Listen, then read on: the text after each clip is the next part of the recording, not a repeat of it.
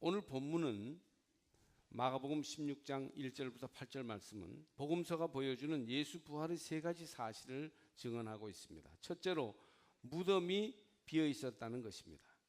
빈 무덤은 부활을 말할 때 교회가 항상 말하는 팩트의 중심입니다. 무덤이 비었다는 말은 하나님 안에서 죽음이 부정되었다는 것입니다. 죽음이 죽었다. 부활로서 무덤의 절망은 부인되었다는 것이에요. 둘째로 예수님 부활에 대해서 그들은 기뻐하기보다 놀랐고 두려워했어요. 무서워하였다, 두려워하였다, 놀랐다, 그렇게 되어 있습니다. 사람들은 부활을 예상하거나 기대하지 못했습니다. 부활은 그들의 믿음이나 기대를 초월한 사실이었다는 말이지요. 하나님 주도적인 예상치 못한 역전의 사건이었습니다. 셋째로 부활 이후에 천사들은 제자들을 갈릴리로 부르십니다. 갈릴리 지방은 오랫동안 변방의 반역의 땅이었습니다. 이처럼 부활의 생명은 버려진 땅, 가난한 사람들이 모여 사는 곳 갈릴리에서 전파되고 실천되고 나타나야 했습니다. 오늘 우리는 이 부활의 소식이 어떻게 전해져서 사람들이 부활의 생명을 다 누리게 되었는가를 생각해 보려고 합니다. 현대인들은 너무 하나님 믿기를 어려워해요. 우리가 높이 세운 과학 문명은 하나님께 대한 의심의 문화입니다. 보이지 않는 하나님, 증명될 수 없는 하나님을 어떻게 믿느냐고 사람들은 생각합니다. 불신자들은 말할 것도 없고 심지어 교회에 다니는 사람들까지 하나님이 살아계신지를 확신하지 못하고 있는 사람들이 있습니다. 하나님 살아계심을 믿지 못하니까 사람에게만 보이려고 신앙생활을 합니다. 하나님보다 사람을 두려워하고 하나님의 평가보다 사람의 인정에 더욱 신경을 쓰며 하나님 중심으로 살지 않고 항상 자기 중심으로만 삽니다. 하나님이 살아계시다면 어떻게 믿는 사람들이 상습적으로 간음을 행하며 남의 것을 훔치고 의도적인 거짓말을 쉴 새 없이 할 수 있겠습니까? 교회의 십자가는 높아지지만 사람들의 신뢰는 어느 때보다 흔들리고 있습니다. 예수님 시대뿐 아니라 지금도 우리는 하나님 살아계심을 보이라는 사람들의 부르짖는 간구를 듣고 있습니다. 이런 시대에 부활하신 주님은 우리가 사는 이 세속의 한가운데로 걸어 들어오십니다. 너희 손으로 손에 못자국과 허리에 창자국을 만지라 하시고 어찌 의심하느냐 믿음이 적은 자들아 탄식하시며 믿음으로 새롭게 보도록 청하고 계십니다. 부활의 주님의 부활은 확실한 믿음의 토대입니다. 주님은 오늘도 교회 안에서 부활 생명으로 우리를 부르시며 믿음으로 따라올 것을 말씀하십니다.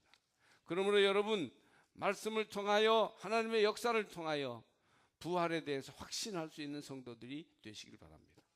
첫째로 하나님은 말씀으로 부활의 역사와 하나님의 살아계심을 증언합니다. 말씀으로 세상을 만드시고 말씀으로 없는 것을 있게 하시며 말씀으로 사람을 변화시키시고 말씀으로 새 역사를 이루십니다. 말씀으로 살 때 우리가 아멘으로 말씀을 받을 때 그곳에서 하나님이 역사하셔서 하나님의 사랑이 나타나게 되고 하나님의 현실이 우리의 현실이 되는 것이지요. 이런 과정을 통하여 믿음의 사람들은 하나님 살아계신 것을 알게 됩니다. 부활하신 주님은 오늘도 말씀으로 살아 역사하십니다. 그 이름의 능력을 의지하여 나아갈 때 사랑으로 변화되는 능력이 우리 삶에 나타납니다. 부활의 현실이 나타나는 것이에요. 모세를 광야에서 부른 것도 하나님의 말씀이며 홍해와 요단강을 건너게 한 것도 하나님의 말씀이고 사무엘을 이스라엘 영도자로 세운 것도 하나님의 말씀이고 베드로를 부르실 때 그물 가득히 고기가 잡히게 하신 것도 말씀으로 가능한 일이었습니다. 예수님은 말씀 한마디로 병자를 고치시고 바다를 잔잔하게 하셨습니다. 말씀을 붙들 때 내 안에서 변화의 능력이 나타나고 사랑이 넘치는 새로운 삶이 시작됩니다. 어느 여자가 교통사고로 정신을 잃고 마비가 되어서 식물 인간이 되었습니다. 남편이 아내를 돌보는데 8년간이나 돌보았다고 합니다. 박철규, 허금숙 부부입니다. 의사도 1년간 치료를 하다가 포기하라고 권유했습니다. 가능성이 없다는 것입니다. 친정 부모들도 포기할 것을 권유합니다. 여보게 산 사람이라도 살아야 하지 않겠나 이렇게 말했습니다. 그런데 남편은 포기하지 않습니다. 계속 부인의 대소변을 받고 목욕을 시킵니다. 1, 2년이 아니라 무려 8년이었습니다. 나중에는 자기 맹장이 터지는 줄도 모르고 부인을 보살폈습니다. 하늘이 감동하여 부인이 8년 만에 깨어납니다. 그리고 사람 구실을 하게 되었어요. 기자들이 몰려와서 묻습니다. 어떻게 그렇게 8년이나 간호를 했습니까? 살 줄 알았습니까? 그러자 이 남자가 희망보다는 사랑이었습니다. 저는 고아 출신인데 저에게 피부치라고는 아무도 없었습니다. 이런 나를 처음으로 사람 대접해 준 사람이 우리 아내였습니다. 친정 부모들이 고아라고 그렇게 반대하는데도 부모님을 설득해서 결혼했다는 거예요. 직장 생활하다가 해고당한 적이 있는데 부인이 기분 나쁜 내색도 없이 당신만 있으면 돼, 염려하지 마 하고는 그날 삼겹살을 구워주었는 것을 잊을 수가 없다는 겁니다. 내 아내는 나에게 진정한 사랑이 무엇인지, 소망이 무엇인지 알려준 사람입니다. 내가 8년간 버틴 힘은 저를 향한 아내의 사랑과 희생의 힘이 있었기 때문입니다. 이 아내가 남편을 사랑했었고 그 사랑에 응답하여 남편이 아내를 사랑했듯이 성경의 말씀은 하나님의 사랑을 보여주고 그 사랑의 스토리에 응답하여 우리가 사랑으로 사는 이야기입니다. 우리를 위해 십자가에서 돌아가신 예수님의 사랑이 성경 말씀의 핵심입니다. 부활하신 예수님은 그 사랑의 힘으로 낙심한 제자들을 일으키셔서 갈릴리로 달려가게 했고, 십자가의 부활의 사건으로 그 사랑에 감동한 제자들이 세상을 변화시키는 하나님의 증인이 돼서 역사를 새로 써가고 있는 것입니다. 부활하신 사랑의 주님을 보여주는 말씀이 오늘도 예수 그리스도가 부활하셨다고, 하나님의 사랑이 우리의 삶에 가득하다고 증언하고 있음을 믿으시기 바랍니다. 둘째로 하나님은 말씀으로 알려주시고 또 이적과 기사와 능력으로 부활의 능력을 증거하십니다. 과학의 문화는 기적을 인정하지 않지만 믿음의 세계에는 날마다 기적이 일어납니다. 아침에 해가 뜨는 것도, 별이 반짝이는 것도, 봄에 싹이 트고 겨울에 얼었던 강물이 풀려 소리내며 흘러가는 것도 다 기적이에요.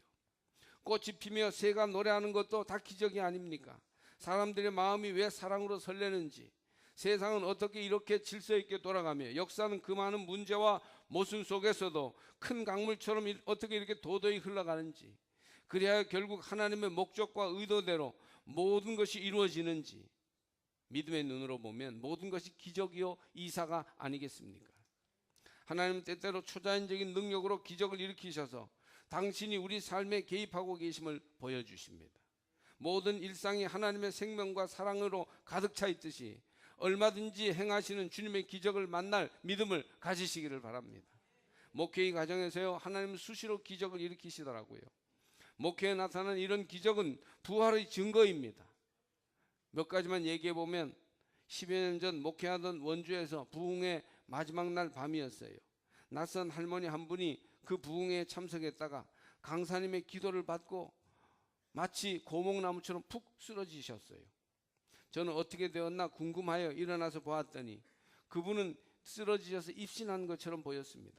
한 5분 10분 지났을까? 얼마 지나고 나서 그분이 일어났는데 처음에는 정신을 차리지 못하고 비틀비틀 하더니 이내 정신이 맑아져서 신경통과 온몸에 아픈 것이 너무 아파서 다니기가 힘들 정도였는데 시원해졌다고 교회 안을 뛰어다니면서 간증하셨습니다. 나중에 나가실 때 누구시냐고 물어봤더니 이웃에 가현교회라고 있는데 거기 권사님이라고 하셨습니다. 할렐루야. 부흥회나 심야기도회 또는 새벽기도회 때 많은 사람들이 방언을 체험합니다. 21세기 이 합리주의 시대에 나타나는 방언 현상은 신기하지 않습니까? 우리가 대부분 알고 있듯이 방언은 초자연적인 언어 현상입니다. 지난 주간 특세에도 하나님께서 여러 사람에게 방언으로 찾아오셨습니다. 많은 사람들이 성서에도 기록된 방언을 통하여 하나님의 존재를 확실히 체험하고 두렵고 떨림으로 믿음의 확신을 얻습니다. 생전 그걸 들어보지 못했던 사람이 어떤 그런 모임에서, 기도 모임에서 옆에 사람이 방언하는 걸 알고 너무 놀라가지고 막 부들부들 이렇게 떠는 것도 제가 본 적이 있습니다. 하나님의 현존에 대한 깨달음인 것이죠. 한 여권사님은 방언을 처음 하고 너무 신기하고 놀라워서 점심때 사람들을 불러서 식당에서 잔치를 하기도 했습니다. 하나님은 오늘도 기적으로 일하십니다. 우리가 너무 무지하고 알지 못하니까 때로는 기적을 통해서 존재의 틈을 보여주시고 우리에게 찾아오십니다. 과거의 시대를 사는 사람들은 애써 기적을 인정하지 않으려 하지만 저는 여러분들에게 상식과 과학을 인정하는 것처럼 성서에 근거하여 기적도 인정하라고 권합니다. 하나님은 기적의 하나님이십니다. 기적과 이사와 능력을 통하여 오늘도 의심하는 사람들에게 하나님의 살아계심을 보여주십니다. 부활과 같은 가장 큰 기적, 죽음이 정복된 기적을 예수 그리스도를 통해서 보여주심으로 사모하는 영혼들에게 하나님 살아계심을 보여주시는 것입니다. 셋째로 성도들의 삶을 통하여 하나님은 부활의 증거를 보여주십니다. 여러분은 세상으로 보내신 하나님의 대리대사입니다. 성도가 바로 살면 성도들의 생활과 인격이 바로 간증이 되어 부활하신 예수님을 세상 사람들에게 보여주게 됩니다. 교회는 성도들의 모임이지요.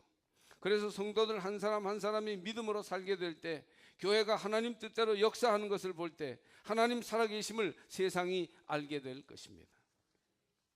손양원 목사는 예수 애양원에서 어려운 이들을 돕는 목회를 하며 일제히 신사참배를 반대하는 운동을 하다가 일본 형사에게 체포되어 5년의 감옥 생활을 하였습니다. 그리고는 해방되어 나라를 찾은 기쁨도 잠시 38선의 비극이 이 나라를 기다리고 있었습니다. 남로당에 사주를 받은 이들이 주도하여 제주도에서 반란이 일어났고 여수 순천에서도 봉기가 일어나 여수에 주둔하고 있던 국군 제14연대 소속 3,000여 명이 1948년 4월 20일 순천으로 진입합니다. 그때 손양원 목사의 두 아들인 동인군과 동신군이 하숙을 하며 순천중학교에 다니고 있었습니다. 군인들이 순천에 진입하자 숨어있던 좌익 계열의 사람들이 일어났고, 말하자면 그게 여순 반란 사건입니다. 그 청년들이 동인이와 동신이를 붙잡아 총으로 살해하였습니다. 무슨 죄가 있는 그 어린 아이들을 죽이는 겁니까? 두 아들의 장례식 날 손 목사는 10가지 이유를 들어 하나님께 감사합니다. 그 중에 몇 가지만 소개하면, 첫째, 나 같은 죄인의 혈통에서 순교자가 나왔음을 감사하고, 넷째, 두 아들이나 순교했으니 감사하고, 다섯째, 끝까지 전도하다가 순교했으니 감사하고. 손 목사의 답사가 계속되는 동안 장례식장은 눈물의 바다를 이루었습니다.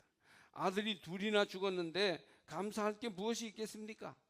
하나님 신사참배를 반대하여 감옥 생활을 5년이나 주님의 이름으로 했는데 축복으로 채워주시는 못할 망정, 이게 뭡니까? 하고 원망할 자리에서도 그는 닥친 고난과 슬픔을 감사함으로 감당하여 하나님께 영광을 돌렸습니다.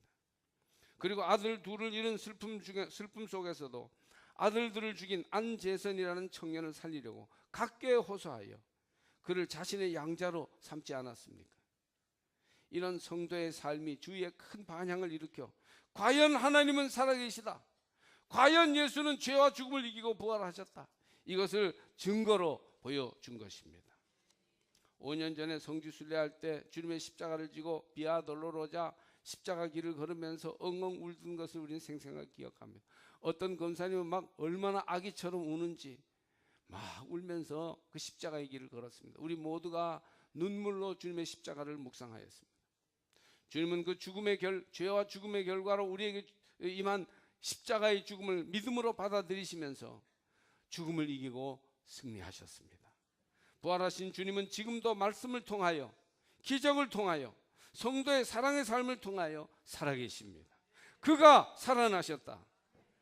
우리가 믿지 못하고 도마는 믿지 못하고 의심하였으나 부활하신 주님을 만나고 회개하여 첫 번 복음 선교자가 되었습니다.